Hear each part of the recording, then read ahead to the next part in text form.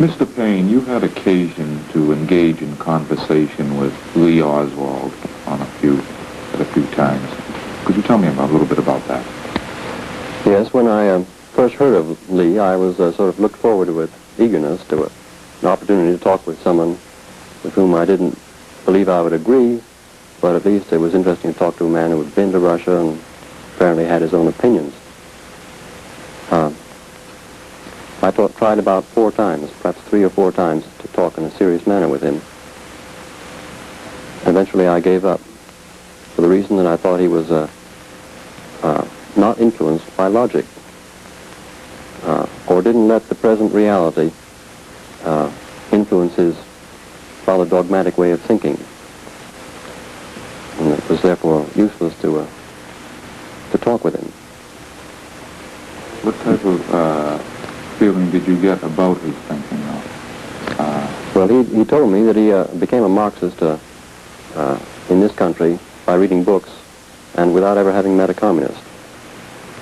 And then he went to Russia, decided he wanted to go to Russia, he told me, and told me he didn't like Russia then, as wanted to return to this country. And I asked him then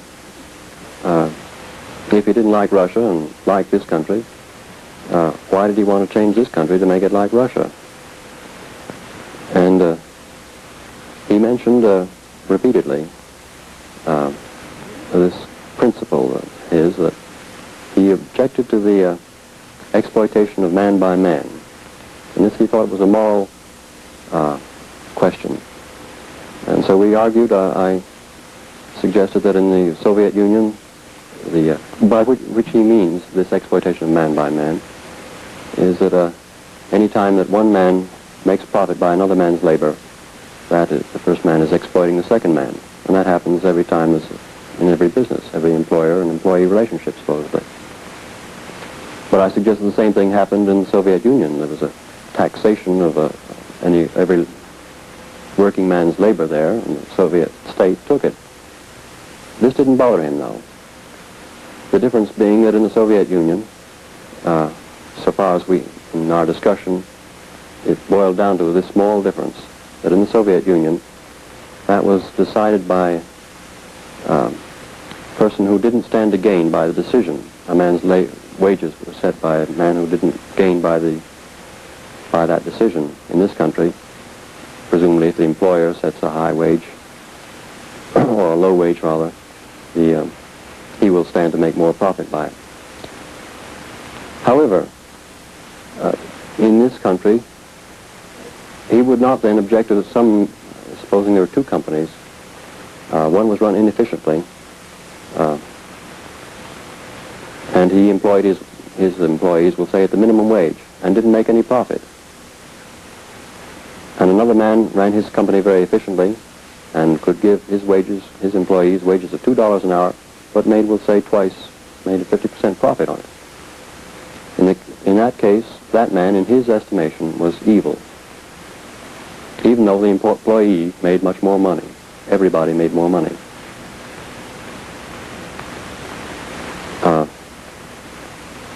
This, it seemed to me, when his total concern hinged upon a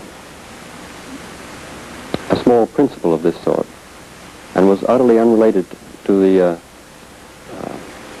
realities of how much the man made, or his standard of living, or his happiness, seemed to me both illogical, or rather, it didn't have. We could no longer talk on that subject. Did you feel at any time that this type of feeling were the reasons why he wasn't able to find work? Did you? Yes, I felt that he was perfectly aware of this relationship with his, here's purely conjecture, that he probably felt, I know he felt this relationship to his employer, and he may have voiced it, or he may have shown it in his scorn, which is the way he approached most people, so they felt it. He was aware of it, even if he didn't speak of it to his employer. Did he wear his, let's say, Marxist views as a badge? Did he use them to gain attention at any time, or were they just there to be talked over? With me, he spoke very freely, and he complained that with other people he couldn't, they wouldn't talk about political subjects. He would talk about nothing else. Now I read in the papers that he didn't talk with anybody else, or didn't generally talk freely, so I couldn't answer that question. I would say he was the kind of person who likes to put himself in a position of belligerence. Mr. Paine, did Lee Oswald's political philosophy at any time indicate to you that he may have been capable of the crime he's accused of? I was very surprised. When I heard that the shot had been fired from the building in which I knew he worked, I thought of him immediately, but dismissed it because I didn't think he was that irrational.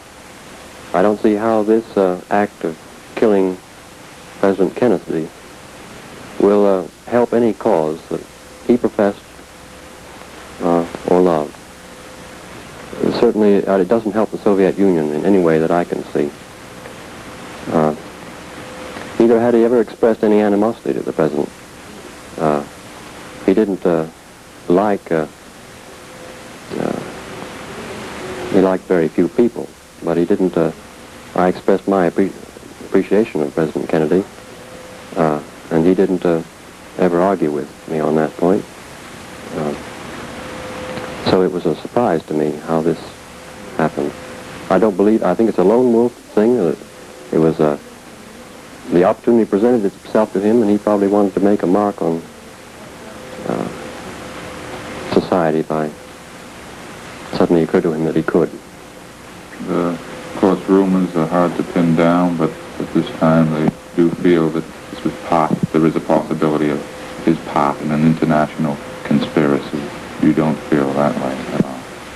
I felt he was a very lonely person and was not aware of any other, his being connected with any other group was probably still as unfamiliar with communists after coming back from Russia as he had been by his report before he went. So that I would not agree with it. That was not my impression.